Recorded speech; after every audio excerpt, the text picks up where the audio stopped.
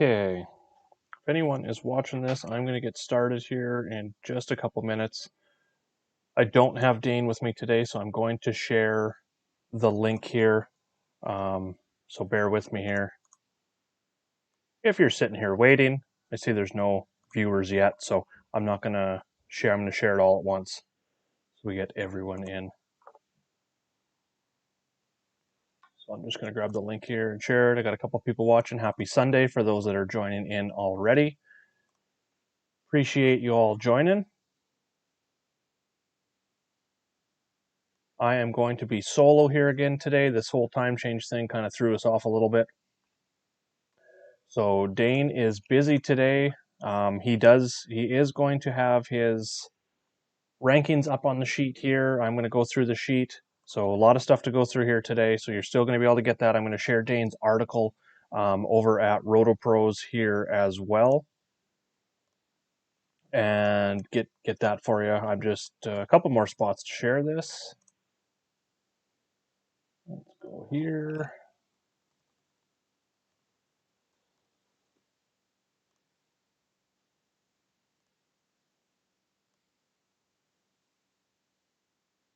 Okay.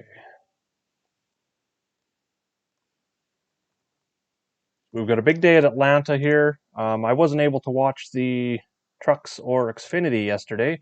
Had a bit of a home issue that took pretty much all day to fix. Thank God for friends. Thank God for friends who are plumbers. Really appreciate it. Won't throw out any names or anything, but he pretty much saved my life yesterday. It was a pretty shitty day, literally. So a couple more places here, and then we will get started. I added a couple things to the spreadsheet here I want to talk about. I added some salary trends, and then I'm going to go over through the fantasy matrix. I'm going to look at some track history, some season form, some intermediate track history. I'm going to talk about some core plays, some GPP pivots, where I think the ownership's going to fall, some strategy in terms of dominators and stuff like that. So if you just give me a minute here, we are almost complete sharing this with the world. Get a few more people in here, and I'll start answering your questions here. I'm going to keep trying going back and forth. I got a lot of tabs open, but I'm going to keep going back and forth constantly to make sure I answer all your questions. That's the main reason why I do this live show on Sunday. So, all right, we got some likes, we got some retweets here. If you guys are out on Twitter, I'm at Jaeger_bombs9. You can also follow you can also get my content DFSR. That's at Daily Fantasy SR on Twitter, or RotoPros at RotoPros. You can go over there and check that out as well. You can hit me up with any questions over there. Any likes and shares, it's much appreciated. Just like this video here, I greatly appreciate you guys. Sharing it with your friends, likes, all the likes really help, all the views, everything like that really helps the algorithm, helps me out a ton. It's the best thing that you guys can do to help me out, to be honest with you, is just share the video and just watch, ask questions, comment. Ryan, happy Sunday, buddy. I see you there. Happy race day. We are here at Atlanta, another one of my favorite intermediate tracks to watch, just simply because we got a very abrasive track. I talked about it in my YouTube video from earlier in the week. I do a preview video, and I started doing this preview video now. I'm going to try and keep and do it every single week. I'm going to share that link here in the chat as well. So if anyone that hasn't checked it out, there is timestamps in this preview video and will be going forward. What it does is just, I'm going to cover the trucks, the Xfinity, and the Cup in this preview video that comes out Thursday or Friday. So go down to the very first comment or in the description below in that video, and you can see that there's timestamps. So you can just jump ahead right to the Cup and see what I had to say there. I go over the track history, intermediate track history, current form, and stuff a little bit more. Sunday's more for answering questions and just kind of going over certain drivers and stuff like that. So, but make sure to check that out. I'm going to grab Dane's article here as well while a few more people are filing in here. Dane isn't with me here today for anyone that's just jumping in, but going over his article, a couple things are clear. We are on the same page today. We are most definitely on the same page, me and Dane, with our picks. So we're going to have very similar cores, I can tell already. So it's going to be exciting that way. So I've got that shared there. We've got almost everything open here. I'm also on the side here doing a I don't know if anyone's ever played score sheet fantasy baseball. It is intense, and you can draft anyone. High school, college baseball player. These are deep 16-man league, deep rosters. We're into round 7 or 8 here right now, drafting like A and double A and, like international prospects. It is insane. So I'm trying to do about 14 things at once here. I think my younger daughter is going to join me here in a little bit. She's got a couple picks she wants to share with you guys for the race today. It'll probably help you out for fantasy. I'm probably going to let her build a fantasy team too in my 20 max just to, help counter it out because last week wasn't so great for me. It was kind of going good down to the end, but end up finishing good. I had some hot takes and they ended up paying off. I mean, I just want to go, I'm going to switch over to the cheat sheet here just for a second. And we'll go and we'll look at the cheat sheet here now. So I want to go look at season form just to look at the last race here is one thing I want to go look at. We're going to go, whoops, don't know what I did there. Created a form, cool. Okay, so we had Truex winning, leading 64 laps, Logano 143, Hamlin 33, Keselowski on the pole only led 19, so that was a little disappointing for him. But last week, if you remember, for second week in a row, I was a little bit off of Harvick just because of we just really haven't seen that dominance or anything yet, and he's the most expensive driver here again. So that kind of takes me, I guess, to my first take of the day is pretty much fading Kevin Harvick here again. Again, we've got elite track history. We've got a ton of laps led. We go look at the last race here. He led like 152, I believe, here last year, 151. Average run of 3. He dominated this race last year. Like I said, the last 2 weeks, he's been a lot better last year when he was on that run than he has shown this year. Yes, he's been consistent, but look at this here. Yes, he's been consistent. 4 top 5s and 4 top 10s and 2 top 5s in those 5 races so far. But that's not getting it done for fantasy. I mean, that's great if you're looking for just a consistent driver who's maybe 9K or 8,500. I'll take that all day. I kind of compare that to maybe Kurt Busch a little bit. Hasn't been as consistent, but that's the price tag that I'm looking for that kind of performance from. So the fact that Kevin Harvick again is the most expensive driver here, we need 55 to 60, 65 points for him just to hit 5x on that price. As you can tell here, if he doesn't lead any laps or get any fast laps, he's not even getting 5x with a win. If he goes out and gets 50 laps led, 20 fast laps, he's only at 73. So he's just kind of reaching over that 5x, 6x threshold. So he needs a lot, once again, he needs a lot to go right. I'm not saying it can't go right, but for my own personal lineups, just going to make sure.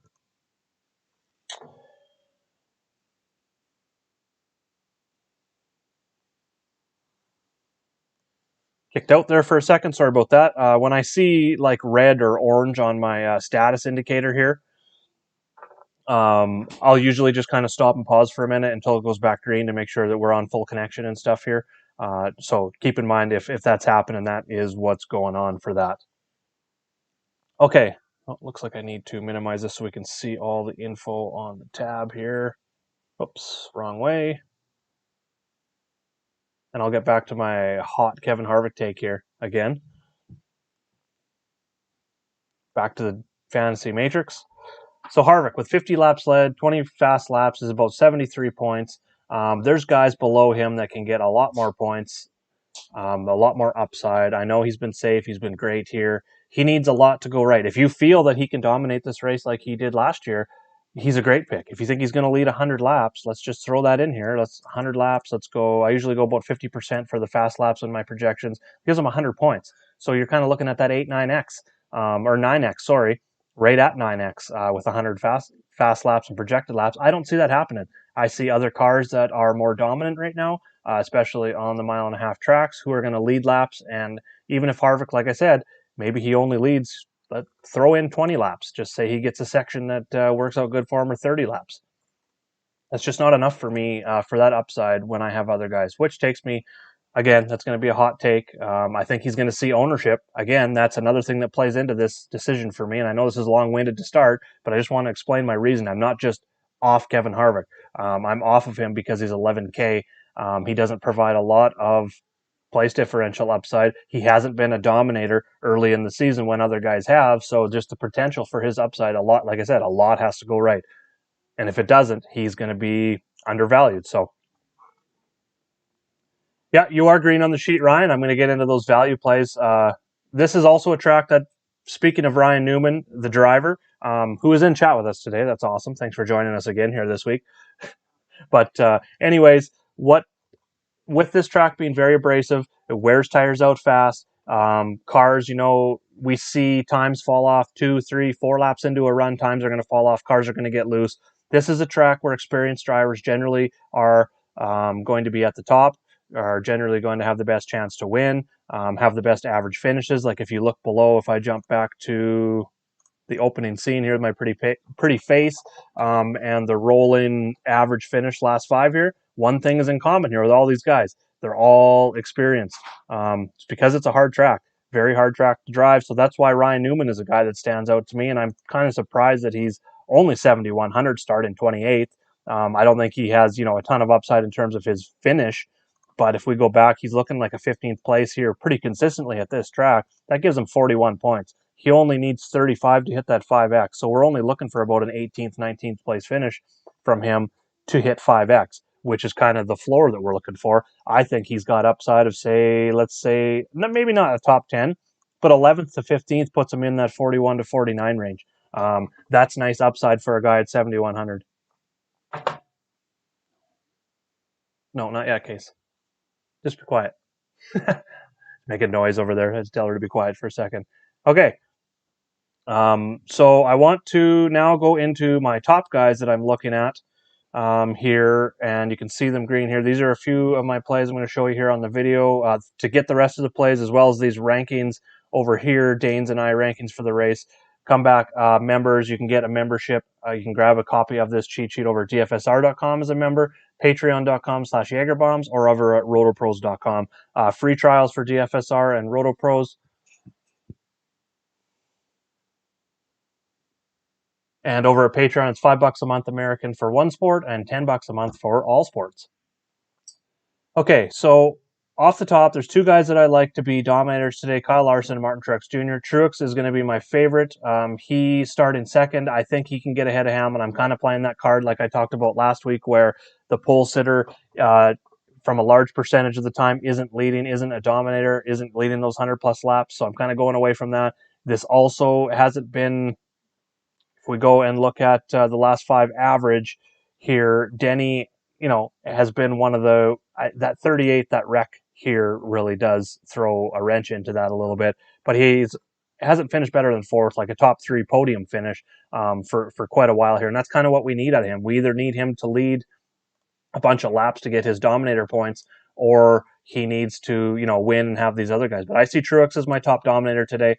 He looked good in the Xfinity car, and he hadn't drove an Xfinity car in Atlanta for a heck of a long time, or in an Xfinity car at all in a heck of a long time. So I definitely like that. I think he can come out here and he can dominate over his teammate today. He's a little bit cheaper, that mid 9K range, so he has huge upside. He even has a high floor if he doesn't lead. Say he only leads 50 laps today, gives us 30 fast laps. Hey, Kenny, how's it going, buddy? We're only looking for about 50 points, a little less than 50. So if he only leads 50 laps, fast laps, he gets 30. We're only looking at top 10 from Truex with 50. I think he can lead 100 plus. He's my favorite dominator of the day. Love the price tag. He is going to be my top driver. Kyle Larson's right there. It was very close. At the start of the week, I had Larson ahead. Get some talking juice there. It's tougher when Dane's not on. I got to sit here and talk for like 45 minutes or 50 minutes. Usually I can just turn it over to Dane, take a drink of coffee, even run to the bathroom, that sort of thing. But nope, not today. Dane, I'm going to need you back. I guess I'm going to have to start waking up earlier to try and get Dane back on the show here for you guys. Usually gives me 1 or 2 drivers too that kind of pop out. But yeah, it'll be Kyle Larson's looked really good coming back here. He's starting 6th. I think he can lead some laps here as well. And then we got Ryan Blaney, I like, starting 10th. Now, something I added to the sheet here this week, I'm going to flip over and show you guys, is the salary trend. So it's just all the salary from this year.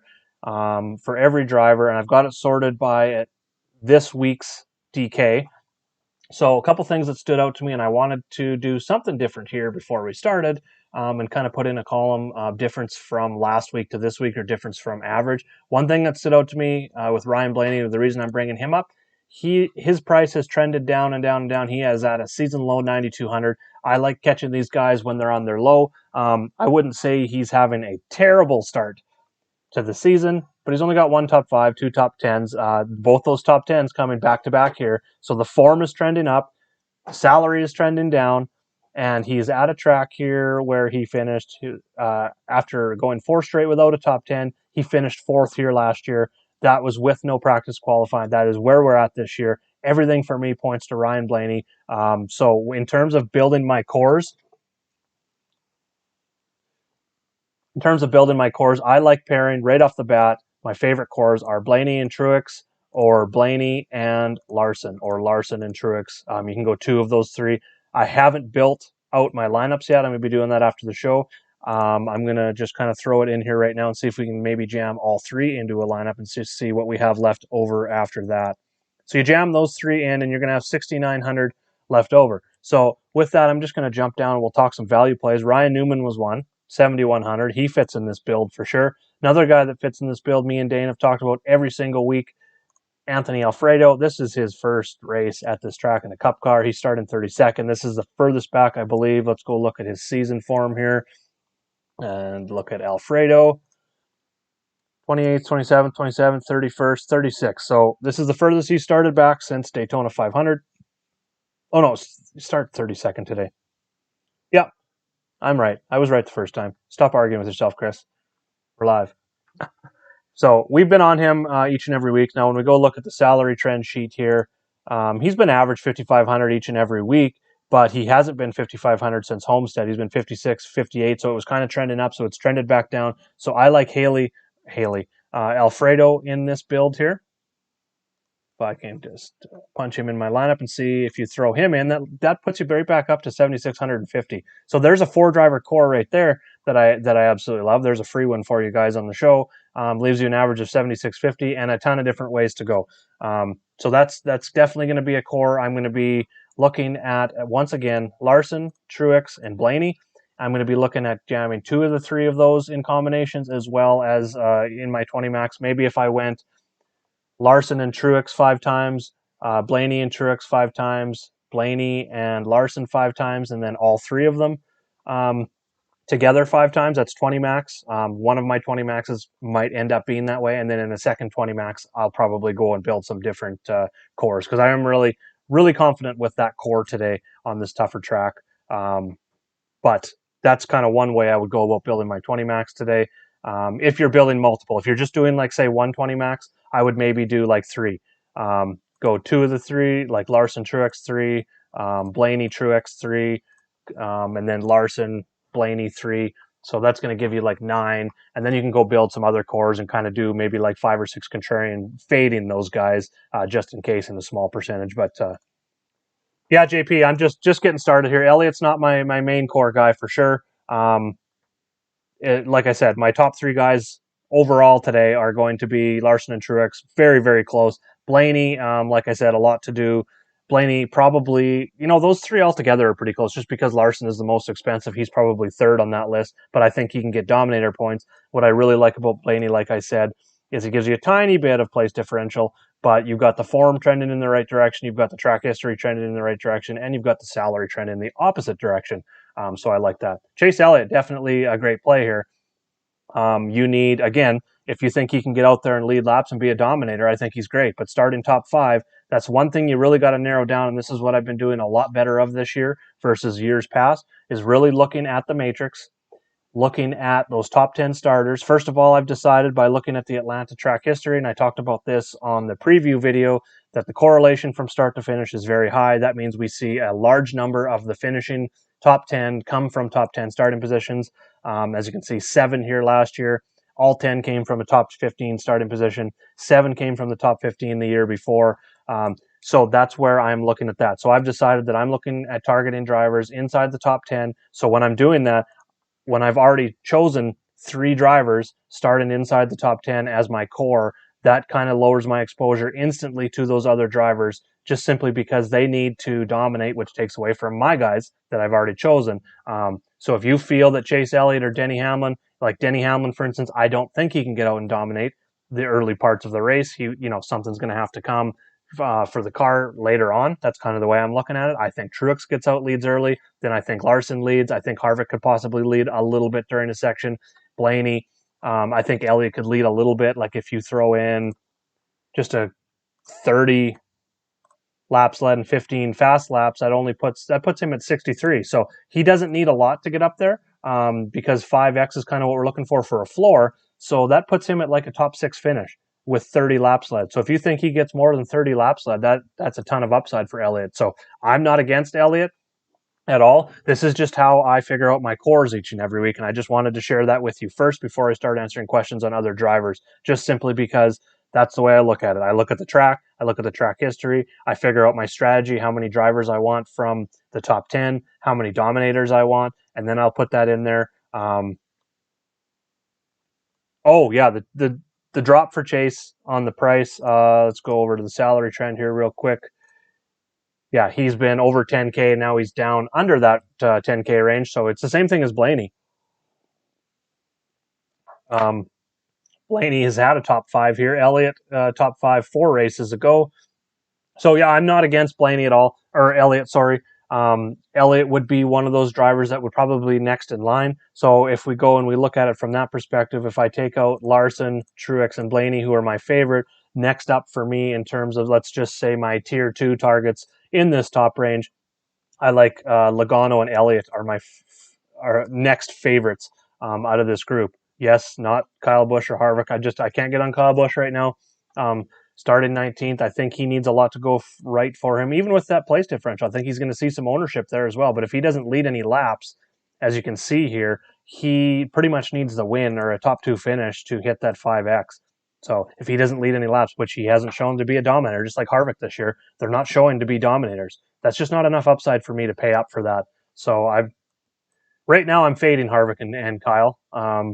I guess I haven't done my 20 max build yet, so I might go contrarian with a few, but that's just the way I've been looking at it each and every week, is just trying to figure out what their upside is. And they just haven't shown it to me yet that they can be dominators, either of them. And if they don't dominate, they're not hitting their upside when we've got these guys like Truex, if he dominates, even Blaney. You talked about Elliott. If he leads 30 to 50 laps, he's got a ton more upside than Harvick or Busch, and he's cheaper. So that's kind of the way I'm looking at it.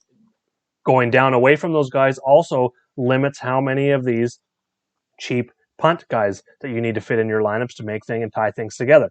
I think that is huge as well. So a balanced build can be huge, and like I said, experience is huge. So that kind of leads me into why I have Kurt Busch highlighted at 8,300. He's starting 11th, which can be scary, but as you can see, if we go look at his track record here, his experience at this track is phenomenal. Top 10s in 7 of 9, and 13th is his worst. So if we go look at that, and we say 13th is his worst finish, and we go look at that, that's 28 points. So that's not good because we need 40, but that's not going to kill you. A top 10 for him is 35 points here. And then for him to hit kind of that 40 points, we're looking at like a 7th, 8th. I think that's totally doable. Maybe more of a cash play for Kurt Busch. Probably more of a FanDuel play for me with Kurt Busch than a DK play. Just the upside really isn't there if he doesn't dominate. Again, starting from the 11th starting position. So that is more of a FanDuel play for me today with Kurt Busch. But Ryan Newman at 7,100 started 28th, and he's like a consistent top 15 driver here at this track. A lot of experience here. That's 41 points. So I will take that floor all day. If he's not 60% owned, or 40 to 60% owned, one of the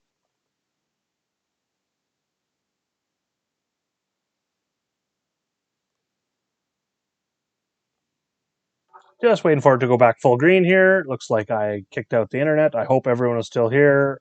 If you are here, just let me know, and I will keep talking. I'll just wait till someone throws up in the chat that they can hear me now.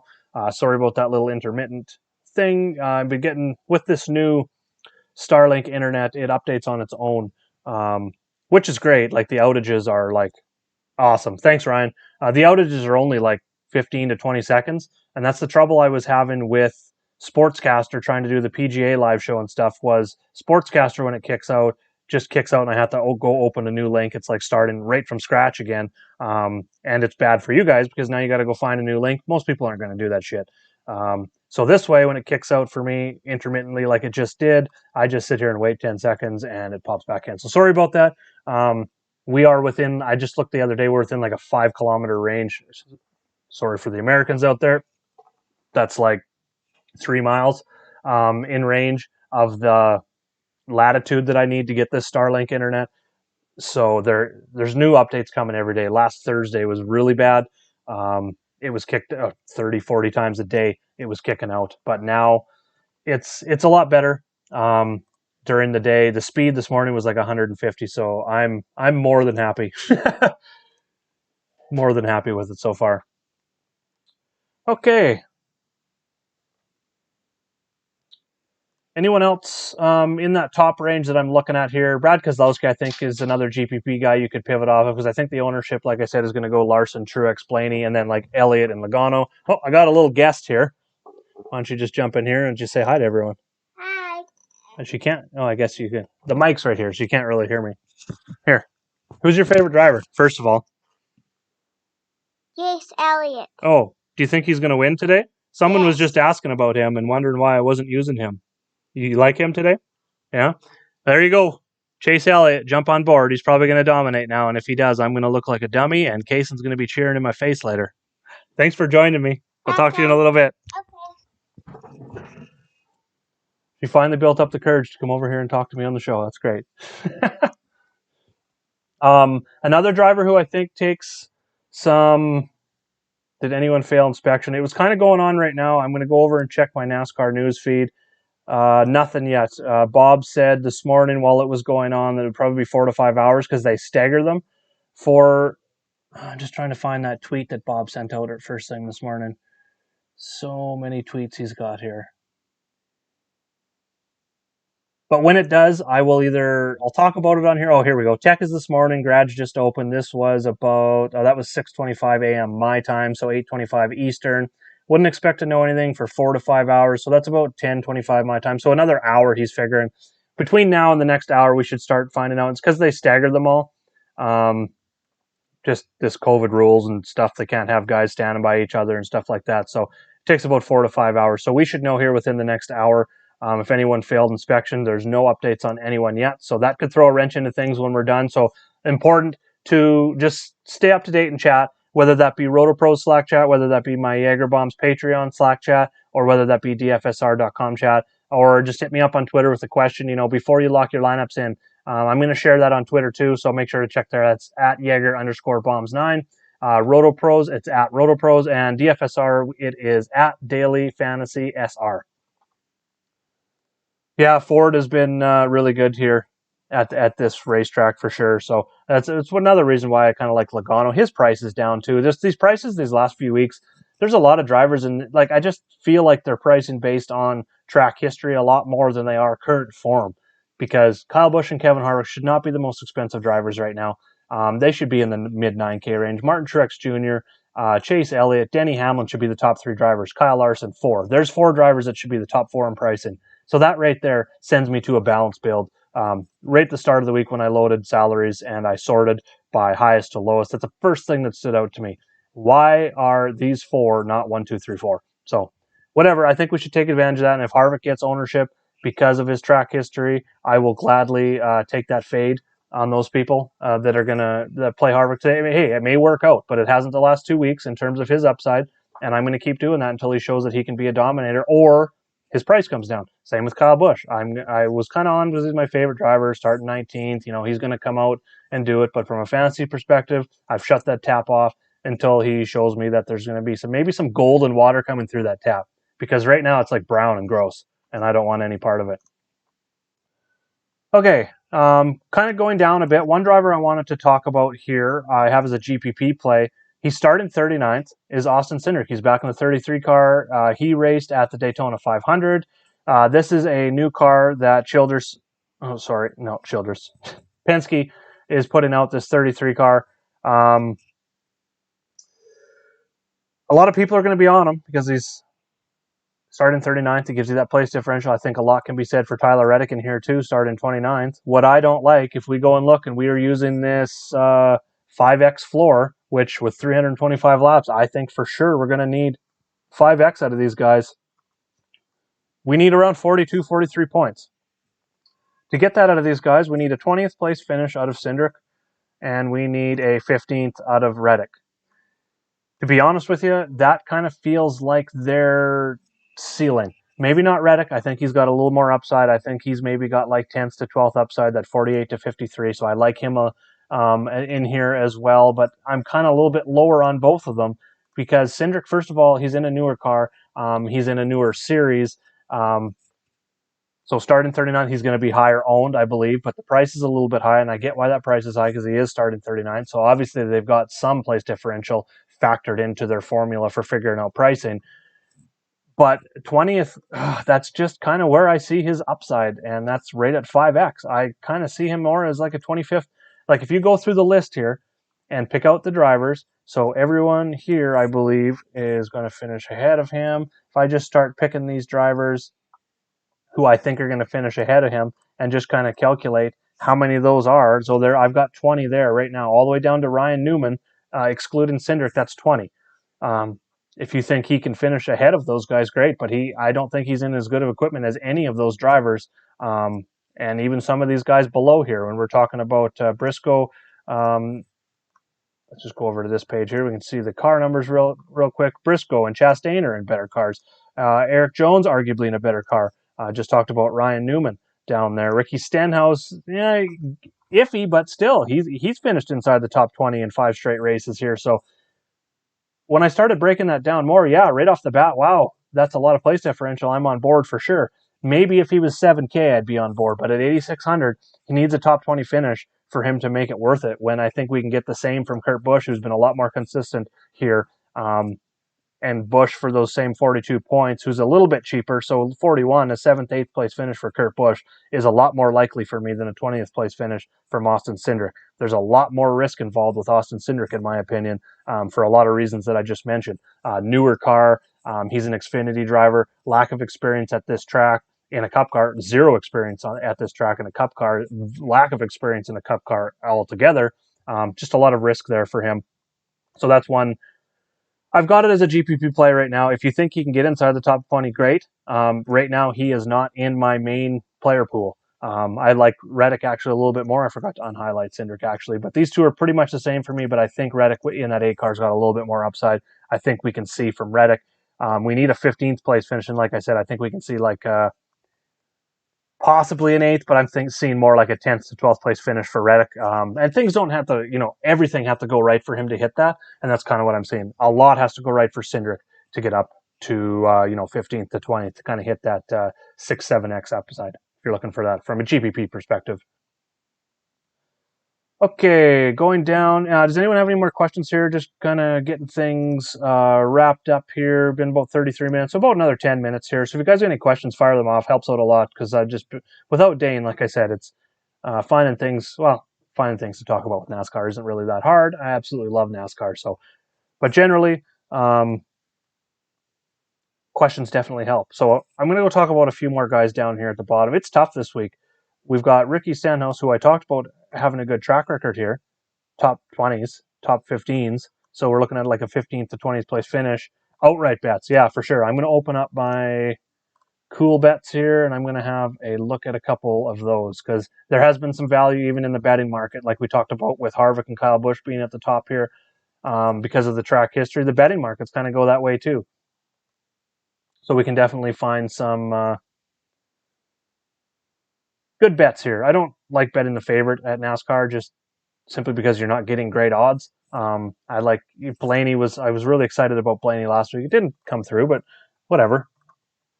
Usually going to go probably 2 or 3 today, but I'll jump into that here in a second. I want to talk about a couple lower end guys. Talked about Anthony Alfredo. I bet he's going to be the highest owned value guy. Eric Jones is tough, starting 22nd. I mean, it's tough down here this week when we got Chris Buescher I like. He's only got 1 top 10 here and 1 top 20 at this track, starting 17th, but he's been on a pretty good run here this year. I want to go look at that here real quick. 4 top 20s in the 5 races, 18th, 14th, 19th, 11th in his last 3. So if we go look at him now and we kind of peg in, let's just say upside of like 12th, I think is kind of what we're looking at from him. I think he's got more upside than that, obviously, but realistic upside without, a bunch of wrecks or engine failures for other guys or anything like that happening. I can see kind of a 12th place finish. He only needs a 15th to hit that 5x threshold, so a 12th place finish kind of puts him at 36 points right in there, provided on the fast laps and stuff. So Chris Buescher definitely stands out. Alfredo I already talked about, so I'll highlight them there. Michael McDowell's been running very strong this season. We'll go over and look at that here real quick. He got the win at the Daytona 500, but he's got 3 top 5s. That's super impressive. Although 2 of them came at Daytona, one on the road course, one at the Super Speedway. But he finished 6th and he started 6th at Homestead, which is very impressive. Love to see that. Average run of 18th at Las Vegas, average run of 24th last week. But he is starting 18th here. So when we look at McDowell, we need that 30 points. We're looking at about a 15th, 16th. So I think Buescher has more upside, but McDowell, I think, has a fairly safe floor. I think even like an 18th at this 25 points, I don't think that's going to kill you in your lineup. If it allows you to go up and get, say, Larson, Truex, and Blaney together in a lineup, and let's say they finish, 2 of them are dominators. Blaney finishes top 5, and Larson and Truex finish 1 wins and 1 is top 3. If you can get those 3 in that scenario, I think Michael McDowell a little less than 5x is fine. 25 points isn't going to kill you in an 18th place finish. He's got upside of that. Buescher, we talked about looking at a 15th place finish for him, like an 18th place finish in 24 points. That's not going to kill you for him. We need about 30 points out of Alfredo, a little more than 30. So we're looking at about a 22nd somewhere in there for him. I don't think 24 points out of him is going to kill you either. We need about 28 points from him. So I don't even think 20 points out of Alfredo, if it allows you that scenario that we talked about, or whatever top 3 guys in the 9K and up range that you're putting into your lineup, because that's kind of the way I'm trending right now, just because I'm fading the Busch and Harvick, like I said. So that gives me a little more of a balanced route, even though it still is stars and scrubs, because I'm going 3 in the top here. But even if you go Elliott or Logano, Kozlowski, Hamlin, whatever group of drivers you go with up here, we don't ultimately need, if it works out with those 3 in that core, you don't ultimately need your 5, 6, 7x out of your value guys. If you do, you're looking at GPP takedown for sure, but you don't necessarily need it just to get in cash or even get 3, 4x profit. So those are a few guys down there that I like. Corey LaJoie, starting 30th. Let's go look at his season form first. We'll look at it from all perspectives. He's got a top 10. That was at Daytona, I believe. Yep. And then he's been outside the top 30 every race after that, and then 27th last week. A 27th starting 33rd. This week he is. And one more little kick out back to LaJoie here. I kind of got him as his ultimate upside for me today. Like I was just mentioning, if you missed it, because I cut out there, 25th, and that only gives you 22 points. We need 25 out of him to hit 5x, so we're looking for like a 23rd. I don't think it's going to kill you with 20 points from LaJoie finishing, 26th in there, but I don't think that's kind of his like 10% chance high end upside for me. So I'm looking at him more around that 30th, 29th to 32nd, somewhere in there. That's kind of where he's been running here recently. He's 27th, but even 7 to 18 points isn't enough. I feel it's safer with Alfredo and Buescher and McDowell in terms of these value guys. So I'm definitely off of LaJoie, and I have been all season. I need him to either start 33rd to 40th, or he's cheap enough, but I just need him starting further back, just because that upside of hitting that 5x just seems so rare to me. I think Joey takes it today, and the new crew chief is one here. Yeah, him and Larson. I think Joey's really been trending. If we look at the form here with Logano, why can't I find it? Come on, eyes. Oh, just had to scroll up, Chris. Come on. So Logano is 12th, second, and then 25th at Homestead. It was kind of like blah. He started second there, so that was a huge disappointment. Started 15th at Vegas, finished 9th. That was good to see, 43 points, and he was, I believe, around 9. So he was just under 5x, so he almost gave us value there at Las Vegas. But last week was awesome. He started 9th. I talked about him on last week's show. He finished second. I didn't see him leading 143 laps, but he did. He absolutely dominated. So he's got form coming in. He has experience at this track. He's got top 10s here. He's got top 5s here, although it's a little bit further back. Starting third, there's a chance he leads laps. And if he just goes out and leads 50 laps today, which he's a secondary guy in terms of laps led, I usually try and get this adding up to 325. I just wanted to give you my top 2 coming into the video, just to play around with it during the video. But if Logano leads 50 here, back over here, 50 and wins, we're looking at 71 points. We're only looking for about 45 for that 5x. And shit, that's a 12th place finish out of Logano if he leads 50 laps. So I think that's tremendous. Like if he only leads 20 laps and gives us, say, 10 fast laps, which I think is low. I think he's going to lead 20 laps today.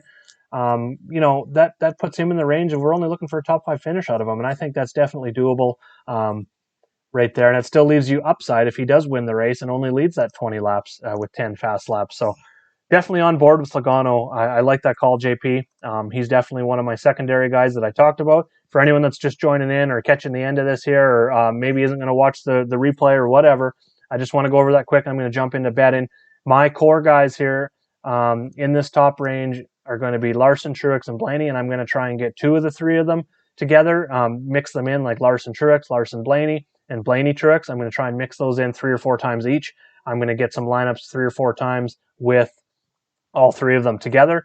I like Kurt Busch a little bit more on FanDuel. Ryan Newman I like in all formats. We're going to see a lot of ownership on him starting 28th, lower price, experience, which we talked about being important at these very abrasive tire wear tracks where cars are going to get loose. That experience comes in huge, not only just saving the tires, but when those tires go, who can control that car better? We're going to see cars in the wall because of tires if we see some long green flag runs today.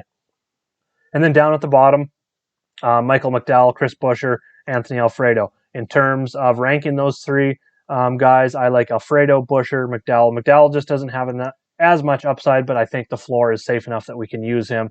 If we can get 2 of these 3 guys in our lineups and hit 5x plus, I think that's great. Hey, Nicholas, thanks for joining in. Appreciate it. Yeah, I went over to start the video. I started with a Harvick rant. If you joined in the last couple weeks, I talked about Harvick. I've been fading him just simply because he hasn't shown dominator potential yet this year. The pricing seems to be a lot off of Vegas odds and course history, thinking PGA, track history.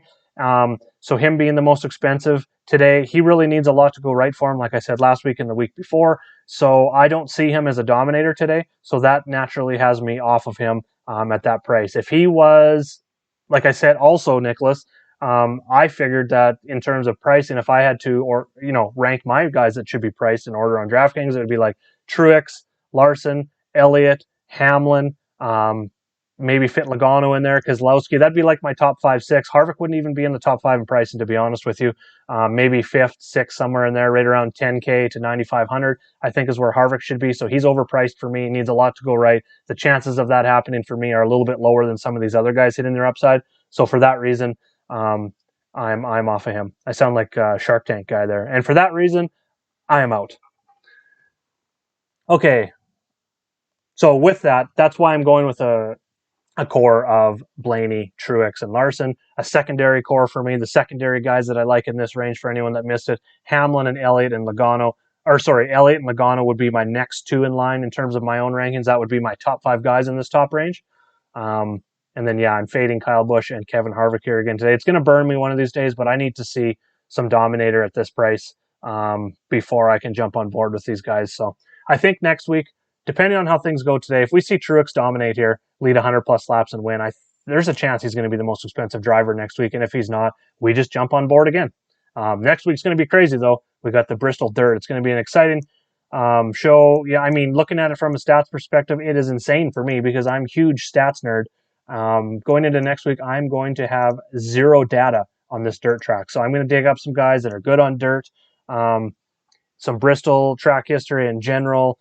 it's going to be tough. There's not going to be a lot going on. We're going to be talking the matrix a lot. We're going to be talking about practice, because we do get some practice and qualifying, so that's awesome. We're going to have a lot to talk about in terms of that. So I'm super excited to do this live show next week to talk practice. Practice? We got to worry about winning a game. Anyways, going into bed in here for Ryan Newman, who's been just super patient here for me. Really appreciate it here. Yeah, there we go. Top two in odds on the site I'm looking at right now. Kevin Harvick, Kyle Larson, Martin Truex are all tied at 6.5 to 1. We've got Hamlin at 7, Elliott at 7.5, and Keselowski at 7.5. We've got Logano at 9, Kyle Busch at 10. See, these odds are better than the DK pricing that we've seen, for sure. Besides Harvick, obviously. I can see why they have him up there, though. So right off, I'm always looking for value because our numbers on NASCAR aren't that great. So what I like here, it stands out right away. I like Logano at 9 to 1. I like Blaney again at 13 to 1. Those are two long shots that I like that I would be riding today. If you want to pick a favorite, I think Martin Truex Jr. is 6.5. I mean, that's if you go three, I like to pick three and go, let's say $10 on each. So if you go $10 on Truex, you get 65. I try and make sure that no matter which one wins, I'm going to at least be covered with some profit, even if the guy with the least odd wins. So I get $65. So I'm at least doubling my money if Truex wins. And obviously, I'm tripling my money with Logano and then a little bit more with Blaney. So those are my three outright picks that I like today. On the site that I play, unfortunately, I don't get like top 5, top 10, or driver versus driver or anything fun. No fun. So if you're on DK Sportsbook, FanDuel Sportsbook, I think they got some really good stuff on there. If you have any questions about any of those props that they are posting, hit me up here, or definitely hit me up in the chat. RotoPros, DFSR, my Patreon chat, or on Twitter at Jaeger_bombs9. And I'll make sure to get to that. Can't wait for the dirt race. Yeah, me too. It's going to be insane. Now thinking about pricing, I'm going to go back to that pricing projection for next week. Kyle Larson will be the most expensive driver next week.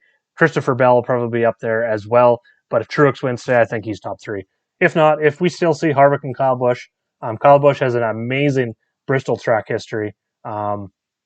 Mostly that track history comes from years ago, but he knows how to run that track.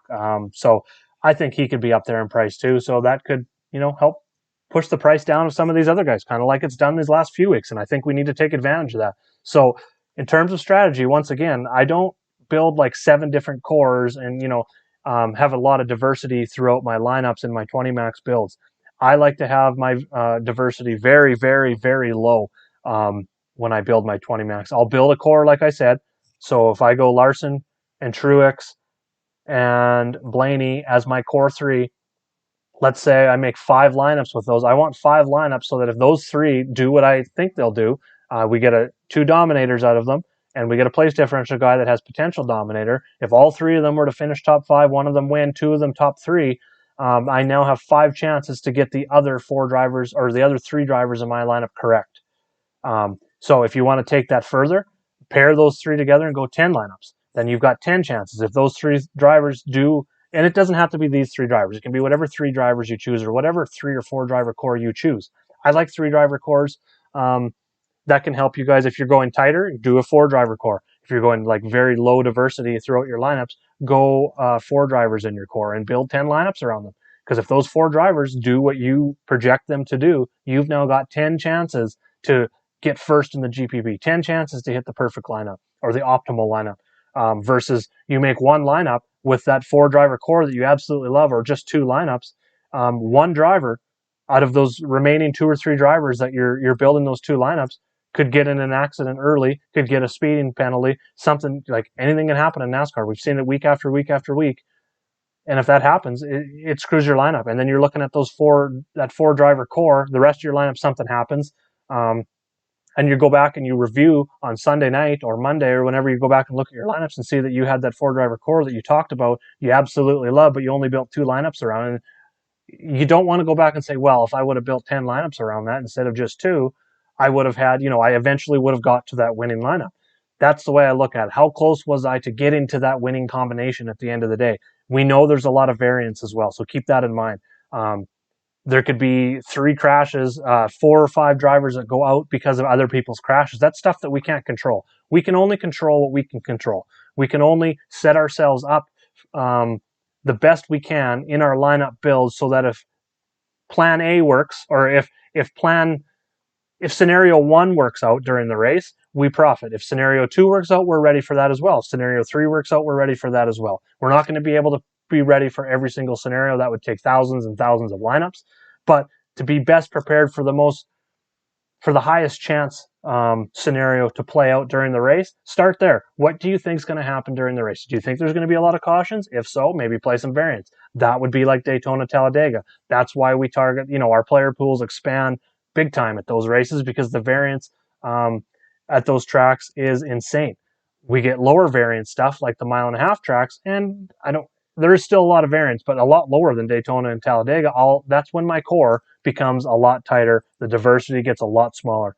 Daytona, Talladega, the diversity throughout my lineups is a lot less than you will see now. Like I talked about. So strategy is one thing I had in my notes that I really, really, really, really wanted to talk about today.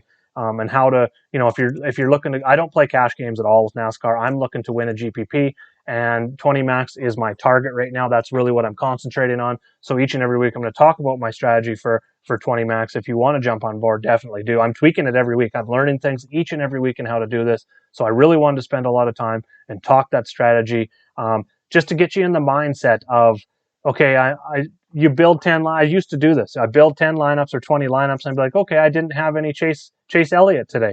Then I just go build 3 or 4 more lineups and really not pay attention to who are in all of my other lineups, not pay attention to any of my other builds. Just build a lineup, hit enter, go and build another one. That is, I don't want to say a waste of money, because you can still win. There's a lot of variance. Like I said, it's pretty easy. You can go ahead and win one, but you need to get lucky. We always need to get lucky, but put yourself in the best spot so it takes less luck for you to win a GPP. Yes, you're going to need to get lucky, but the less lucky you need to get, the better chance you have to win. I know that sounds crazy, but I am crazy, so get used to it. Okay, we're at 55 minutes here. I'm going to shut this off. I need another cup of coffee. I need to go to the bathroom. I need to feed my kid. There's a lot going on here today, people. We've got a lot of time until the race, so make sure to like the video, subscribe. I really appreciate it. Go down to notifications, hit that bell. Anytime I have a new video pop up on my YouTube channel, you're going to get a notification. Some of it isn't as time sensitive, but there will be some stuff that time sensitive for live shows coming up here. Like pre-lock baseball shows coming up. I'm going to be doing a lot of those. I've already started prepping for that. Going to do some more NHL live shows if anyone is interested. But if I just need you guys to let me know what kind of content you want, and I'll put it up. Now that I've got better internet. Sorry for the couple kickouts today, but it came back quick without losing the whole entire live stream, so I was pretty happy there. So closing things out here, I really appreciate you guys watching. This is growing each and every week, back to where it was. Not last year, I wasn't able to do it, but the year before. So I really appreciate you guys. This is a lot of fun for me on Sunday mornings, and it really gets me in the mindset. Now I'm going to go build my 20 max and my cores. And again, if you have any questions, please hit me up at Jaeger_bombs9 over at RotoPros in our Slack chat, DFSR.com chat, or Patreon.com/JaegerBombs. You can get access to all my content there, and I have a Slack chat as well, and I will be in there right up until lock. Oh, church on Sunday mornings now, not used to the streaming early. Yeah, sorry there, Bomb. I know we got a lot of time before the race. Definitely check out the replay of the video. If you're still watching here, once this is over, there will be a replay on my YouTube channel, or you can just take that little red bar on the bottom of the YouTube video that you're seeing here and just slide it all the way back to the right, and you get all the content. I start with the talk about Kevin Harvick and why I'm not playing him today. I talk about strategy in there. I go over a lot of different stuff on the sheet. I talk salary trends, which I've added to the sheet. For anyone that's just catching the end of this, or maybe just midway to the end, go back and check out that replay and kind of scroll through. I've got a lot of different stuff on there each and every week. You don't have to jump on exactly when I go live, and I'm going to try and keep it 11 a.m. Eastern each and every week. The time change really screwed it. I might change that if Dane needs an hour earlier.